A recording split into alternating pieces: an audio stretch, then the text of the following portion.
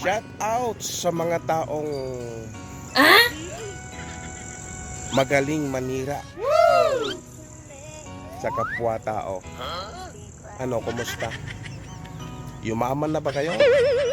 Gumanda na ba ang buhay nyo sa paninira nyo, pangingialam nyo sa kapwa nyo tao? Kung wala naman kayong napala, tigil mo na, okay?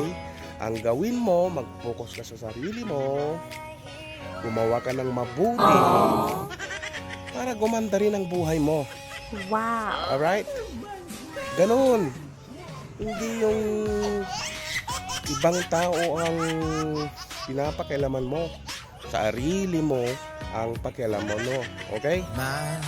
Alright? Yan. Ganyan.